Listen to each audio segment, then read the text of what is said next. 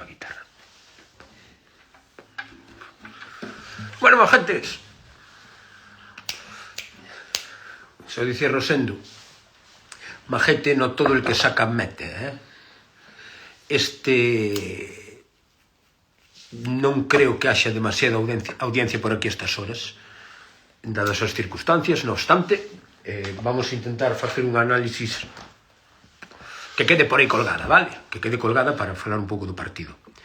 Mais que do partido, porque eu creo que o partido non é causa do partido, é consecuencia da lobotomización excesiva que temos os celtistas por escoitar unha muñeira de vez en cando en Vigo. Ganamos un partido, flipamos. Perdemos un partido e non pasa nada porque somos o Celta. Esa mentalidade de perdedores, de auténticos perdedores, é o que fai que teñamos e que esteñamos onde estamos. Non somos un equipo poderoso, non somos un equipo gañador. Somos un equipo que, como moito, é limitado. Está limitado.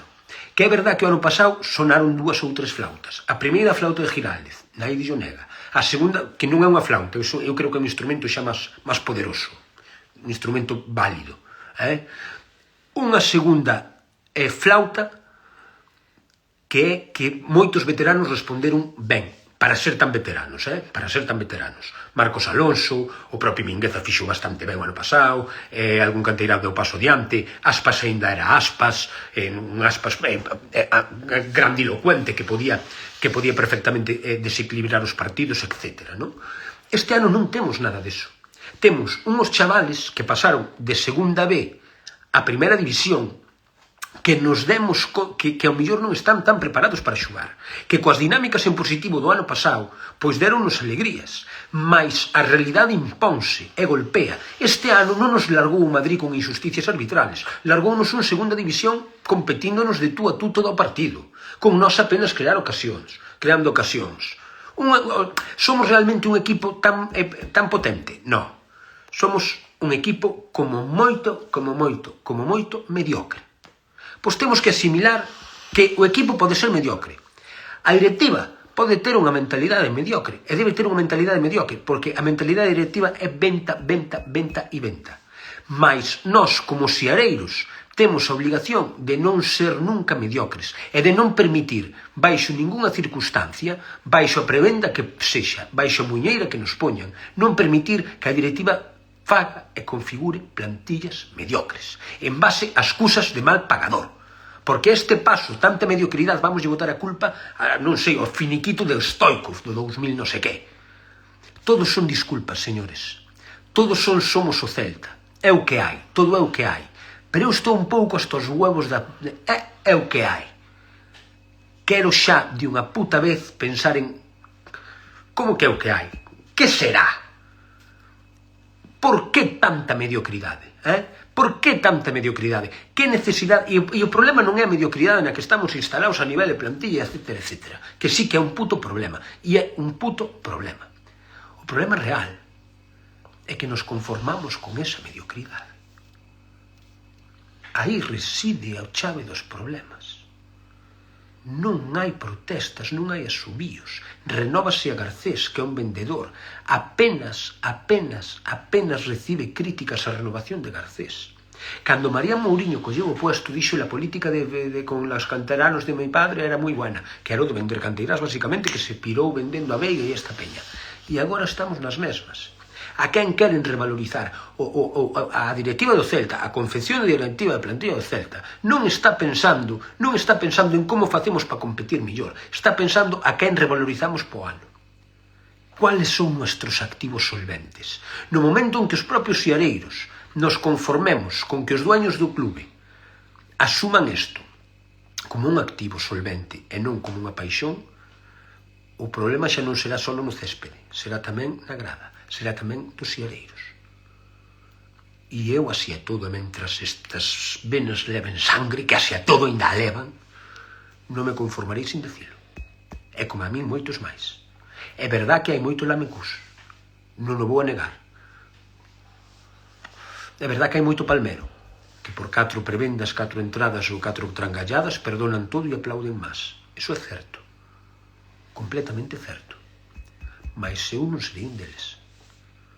mas eu non serei un deles. A mí non me une o Celta ninguna amizade con ningún xogador, ningún directivo, nin naide. A mí une o Celta solamente a paixón dunhas cores e o sentimento. Non lle debo nada, nin el a min. Por eso lle exixo. Porque nós os siareiros non lle debemos pedir. Non lles debemos pedir ao Celta. Debemos lles exixir. Porque nuestra vida va en ello. Porque o fútbol forma parte de nós, de todos nós. O Celta forma parte de nós, de todos nós. E no momento en que deixemos de ser unha afición combativa, unha afición poderosa, unha afición que exixe, e empecemos a ser aplaudidores, meros aplaudidores, empecemos a dar meros aplausos porque sí, porque sonan na muñeira, porque traen al famoso de turno cantar en gallego, etcétera, etcétera. No momento en que faigamos eso, o celtismo perderá parte da súa cordura, porque no equipo directivo do Celta pasaron moitos locos. Por o Celta pasou moito loco, no, o loco é un piropo, últimamente. O loco é un piropo, sempre foi. Pasaron moitos ladróns, pasou moito monte de merda por a directiva do Celta, iso é certo, mas polos siareiros sempre estuvemos á altura. Moitas veces puxemos a votar, non permitimos que viñera Salva Ballesta naqueles inicios das redes sociales, e non lo permitimos. Amontamos un cisco do copón por traer a fascistas á sede, naquela altura Casado, que nos lo diera ahora. Armamos un cisco suficiente como para que tuveran que reconfigurar toda esa macroinfraestructura ruinosa chamada Proxecto de Tameiga ou a Fouteza. Conseguimos, de alguna maneira, paralizarlo socialmente e que houbera unha contestación social por parte do celtismo hacia eso. Conseguimos todo eso. Conseguimos meter a Giraldez e que le alargaran a Benítez, que era la gran apuesta. La última gran apuesta del último no sé qué foi Benítez. Conseguimos os siareiros, non foi decisión de Marián. A min que non me vendan motos. Si Giraldez está, é porque nós, os siareiros, desde as redes, desde a grada, desde as calles, conseguimos que os votaran. Como tamén conseguimos que votaran o equipo de comunicación, aqueles fascistas iluminados que odiaban o gallego e todas estas mierdas. Todo eso non o conseguiu a directiva. Non lle dedes gracias a naide, porque non hai gracias que dar. Solo dadevos un golpe no peito e pensade, fomos nós, ninguén máis, só nós. Pois do mesmo xeito, creo que nos toca tamén ser críticos cando hai que ser críticos. E cando o equipo non xoga nin a nada, cando o Bolonia te barre, cando o Albacete che gana, cando outro día ganaches na Copa porque sonou a flauta e o outro mandou un tiro al palo. Cando todo isto ocorre, cando todo isto sucede, cando o teu eterno rival está por encima de ti na Copa, é cando toca volver a ser celtistas críticos e aguerridos. Recordade que somos o equipo do sur. Somos o equipo da Ría de Vigo, somos o equipo da cidade industrial por excelencia, somos o equipo da rebeldía. E a rebeldía tamén está en plantar as verdades cando doen e cando custa. E esa rebeldía tense que notar. Estás jodido contra cualquiera. Hoy en día se sale, no sales al campo, está claro. Mingueza, Iago, están fatal. Efectivamente, que estén fatal Iago e Mingueza implica que hai unha falta de planificación de la Virgen. Porque se está pensando máis na venta, en el dinero para el proyecto, que na realidade futbolística. E as consecuencias son que estamos fora de Copa, que non creo que compitamos Europa Liga, porque eu creo que hai equipos millores. Non é como o ano de Berizzo que competimos absolutamente todos os partidos. Este ano o Bolonia nos barrió. E vexo moita condescendencia, todo está moi ben, cando as cousas non están tan ben. Estános salvando que Borja Iglesias, en su gran calambre final, desde o meu punto de vista o seu gran calambre final, está salindo un temporadón. Porque senón non levaríamos nin os puntos que levamos. Só levamos unha victoria na casa, E estáse dando circunstancia de que está marcando goles xente como Williot Swedberg, como Jones, que non se contaban con esos goles, ademais dese gran calambre final, porque Aspas non está, Mingueza non está, Marcos Alonso non está, toda esta xente non está, ademais dos consabidos que non están, Cervi, Beltrán, os que está nombrando aquí nos comentarios. Outra xente que sabe que non está. E a xente nova non está puxando todo o que quixéramos a puxar. Quizás Abdelawi, Jones Abdelawi é o que máis está puxando, pero os demais non están tirando tan duramente como corresponde. Estou pensando nos Hotel, nos Hugos, estou pensando en Damián, estou pensando en fin, incluso en Durán. Pasa que está lesionado, Durán vámoslo poñer en cuarentena, non isto que digo de Durán, vámoslo deixar en cuarentena, non están aportando todo o que pensamos que podían aportar. E se tú eso non resolves con fichaxes, estás condenado a mediocridade. Pero é que ademais dicen xa en setiembre que para o año hai que vender por outros 30 millones. Por lo tanto, a que xugamos? A revalorizar.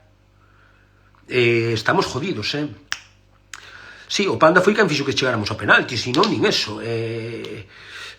Exacto, porque está no seu calambre final, está nunha apoteosis final de fútbol, vanlle ben as cousas, está cómodo, non sei que. Exacto, Manu Sánchez no Levante, dices aquí, sí, hai unha falta de planificación. E aquí xa non valen planos mollaos, o Depor pasou de rolda, nós non. Es jodido, Eso jódenos tamén. Eso jódenos. E eu estou jodido, moito. E sabes que me dá a sensación? Que en certas partes do organigrama directivo non están tan jodidos, porque se la suda el fútbol, porque solo piensa en la viruta. Dame esa sensación, cada vez dame máis esa sensación. E se lles jode, se llegáramos máis galegos en la Copa, nuestros jugadores se revalorizarían máis. É polo único, non teñen ese sentimento, non teñen esa paixón, iso témola nós, e temos que demostrar que a temos, e temos que facer chegar que a temos. E non me cabe duda que o faremos. Non sei como, a verdade que non sei como. Estou mentalmente parapléjico neste momento, mentalmente parapléjico, pero estou seguro de que o celtismo se fará notar e se fará ver, xa non a nivel anímico de animar a muerte, que non teño dúbida, sino a nivel crítico e dicir, ya non hai máis motos que comprar, esta moto ya non funciona. Por que esta moto xa non funciona? É unha da mañá, majetes. Un puto placer.